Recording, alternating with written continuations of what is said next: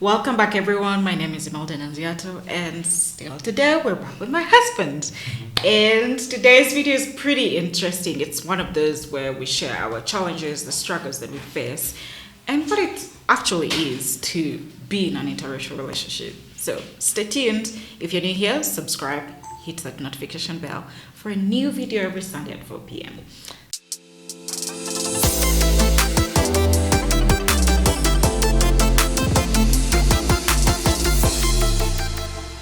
So, like you can see, we're in an interracial relationship. I am Ugandan, African, and he's American. So, what would you say it is like to be in an interracial relationship? Interracial, yeah. Yeah, for me, there's so much that goes into it. I would say when we started dating, I had my own kind of like theory or well, yeah, because you would see people like on the TV, or you would see people in the community, and you would say, "Oh, I wonder how," And but then when you actually get into the relationship, oh yeah, it's a different gamble. It's way different. All the way from day-to-day stuff, all the way down to our kids, all the way down to like culture, our workplace, our coach, for your parents. Like your mom, your family, all the way back to my family. So there's so much that falls under the interracial. It's not just the husband, black and white. Yeah, the husband and the wife. Because I guess what I said in this culture, when you marry somebody in this culture, you marry the whole family. Yeah, but it's the same no matter where you go, though. I know. I feel like Americans have kind of like a boundary, but for us, like in our culture, we kind of have, quote unquote, the black tax of where you help your siblings, you help your family. That's true. But for me, that was a different thing for me. Like his family helps us. To me, it's vice versa. I've grown up seeing it's the children that take care of the family. And then for him, it's his family taking care of us. And that was kind of like weird for me at the beginning. Yeah. And also the other thing, speaking of parents, the first day his mom and dad and brother came out to Uganda for introduction, I was so nervous because you know how you hear horrible stories like about mothers-in-law and all the weird stories of in-laws and all that. And he's telling me, no, my mom is pretty chill. Yeah. She's all that. Don't worry about it. She's just gonna welcome you in. As long as I love you, they'll love you too. Right. And I was even nervous to hug them. Yeah. And it tells me, no, it's okay. So I think the dynamic of having to actually change and shift my mindset from something that I've seen all my life of the girl doesn't hug the father-in-law. Your mother-in-law is probably going to be like very evil. But to me, just seeing the other side of it took like a whole mindset change. Yeah. And that in itself is like a challenge of you're undoing 20 plus years of my life. But you also learned a lot about our culture. That's what I would say. I learned so much about when we're in the dating whatever period or zone, I don't know, whatever you want to call it. Dating era, dating season. I learned so much about culture because it was things I always did something wrong, and so you know what I mean. It's because you didn't know. Well, that's what I'm saying. I learned a lot, even though I did something wrong. I'm glad people point, hey, we don't do that in our culture. Hey, you're not supposed to talk to my mom. You're not supposed. You know, all those things, or kind of you need to buy. Yeah, you need to buy certain things, or this is how we do it. We're very respectful. Just bought all these things. What we eat. This is how we share things. All those things I didn't know. Everyone is in your business. Yeah, I didn't know any of those things. So I would say I learned so much about. Let's say your culture. Yeah. And it's the same goes for any culture. If you're marrying in a different culture, you're gonna learn so much about. Yeah. Especially when you're in that, because you're so close. You're trying to do everything together with their family. You're meeting new people. Blah blah and just blah. Learning things. I think I also like the diversity of what our relationship is like, because we get to see both sides of both worlds. We get to see the life on the American side, then we get to see life in Africa, which to me is it's such a blessing to be on both ends of the world, and I think our children also enjoying that. Yeah. I remember one time a friend joked the first time we traveled to America together, and they were like, "Oh, you came back from your husband's village," and I was like, "What? America's not really a village, but." I think that's what my children have as a village, their father's village, which is pretty cool to see. Right. First world and third world countries kind of like through the same eyes. And I've always said this, no matter what, like for me, because I live in the country where my wife is from, and I have to become more African. Yeah, I have to become more Ugandan. Don't say Africa. Okay, more Ugandan. Africa's big. I know. Africa's big. I have to become more Ugandan than you do American. But if you were in my culture, you would have to become more American than I would have to become Ugandan, just because day-to-day stuff I have to adapt more to where we're living I live in the here. moment. I live here for sure. And just a side note too, like I now consider this like my home now. You know what I mean? Like I know that my skin color is white, you know? Yeah. But I'm obviously I live in, a country where everyone's skin color is black, or brown or light skin, and so but sometimes I find I don't even look at my skin as white because this is like my home, and so I've adapted so much to this culture because I live here.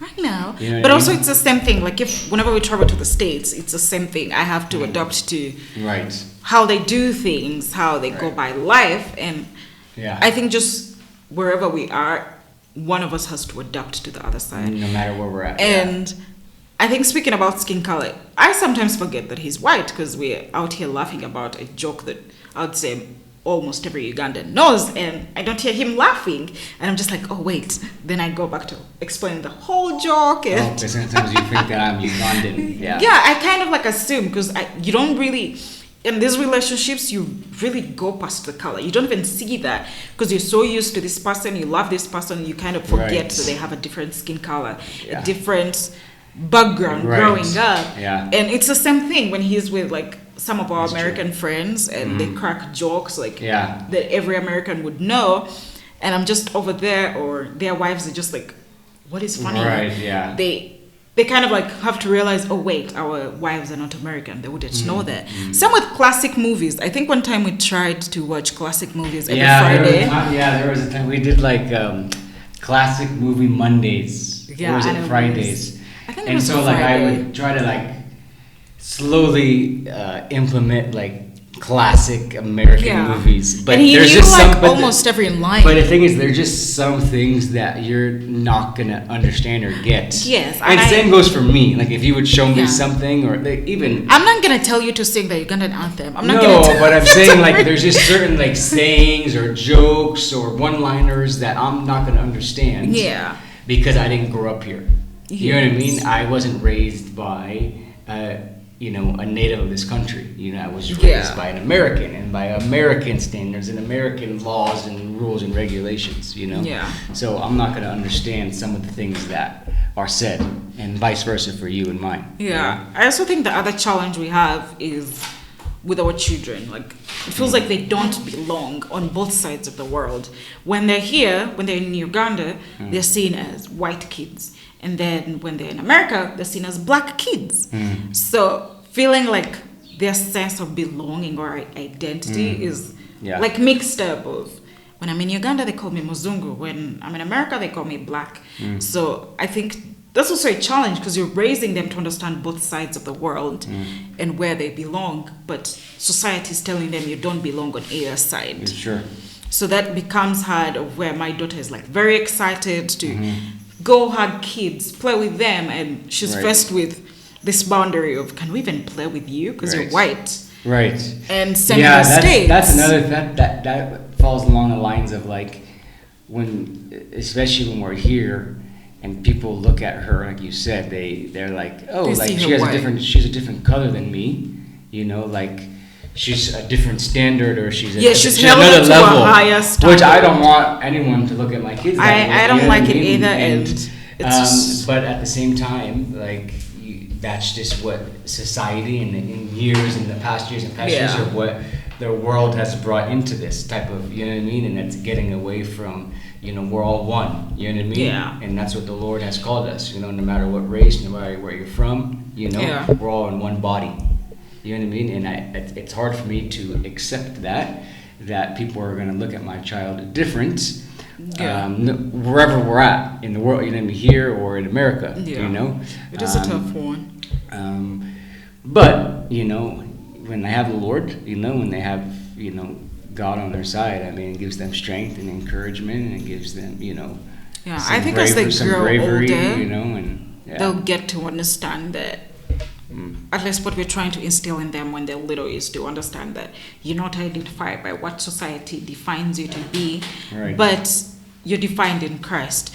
And one of the very obvious challenges I think we still face to this day, 5 years later, is when we walk together, I am either yelled at or made like smack remarks of, oh, give us money. Did he pay dowry in the native language? So that has been hard to this day. Like if we go shopping, I'm either walking way ahead of him and he's behind, or I'm like way behind him. So I'm able to negotiate and just be a normal person. We've learned how to let's say we've learned how to beat the system when it comes to that. I would say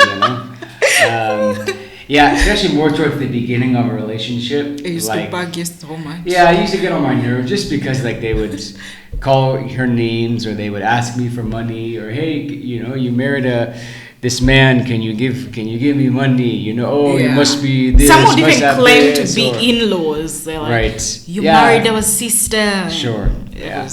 I've been called names. To this day, I'm still being called names. Like if I go downtown and we're just like shopping for random things or like ministry things, I'm still called like weird names. Inappropriate names. I've learned how to just like block out those. But sometimes you'll find him saying or tell me what they're saying. That's why I need to learn Uganda, so I know what they're saying. You keep saying that every year. So I know. That's another thing, learning the language.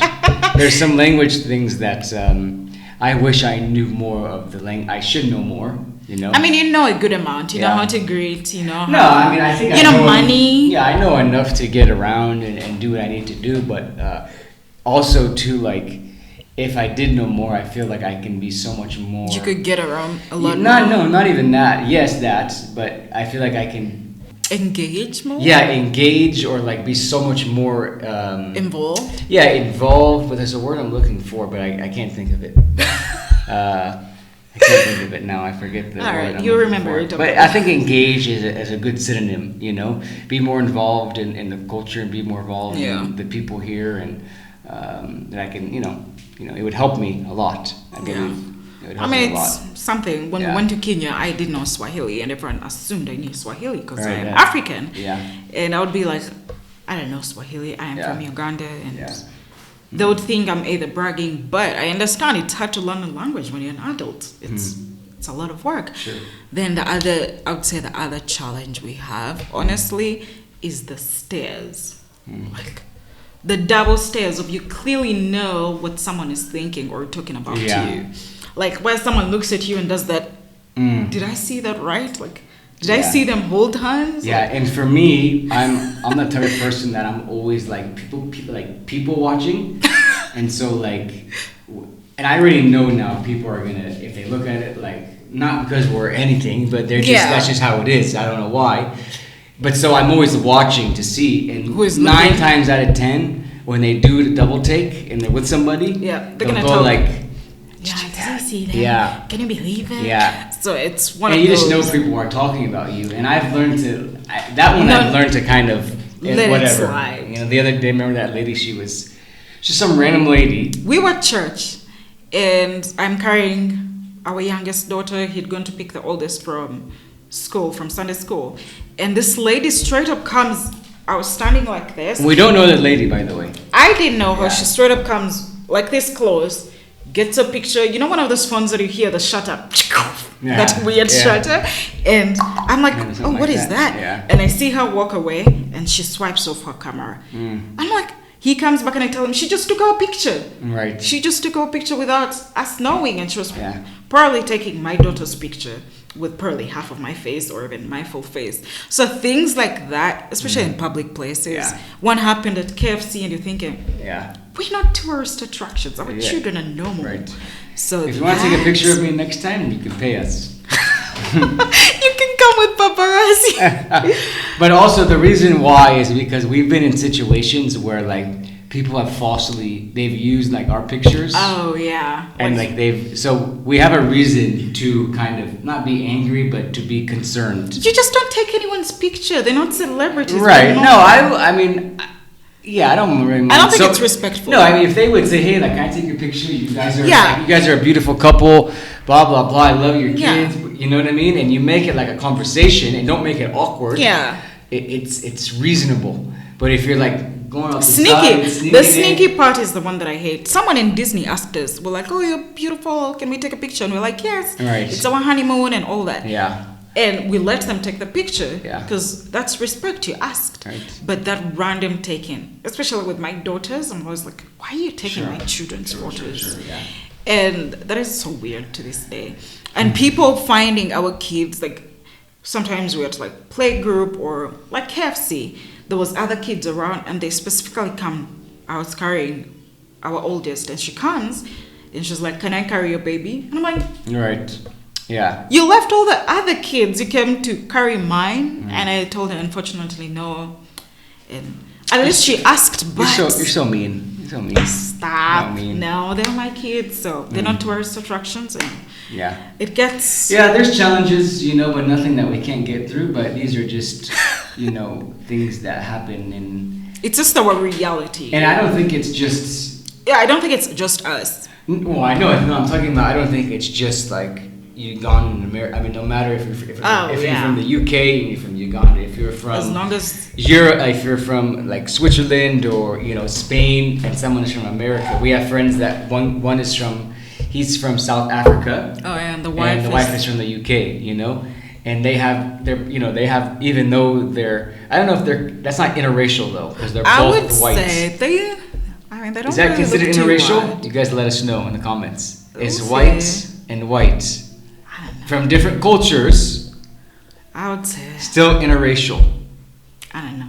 So multicultural. It could be multicultural or intercultural, something. But whatever you have a decision on. Yeah. And the other one is where people quote unquote think we have money. I mean, yes, we have money to survive and do life, but where they think, oh, I married a money bag. Here he is solving all Uganda's problems. So I think that has been the most challenging with friendships, with people we do life with that don't fully know us. That has been like the greatest challenge. Our families were pretty amazing with adjusting to that. But the mindset that once they see his skin color, Imelda is coming on board with her husband, cover the whole budget.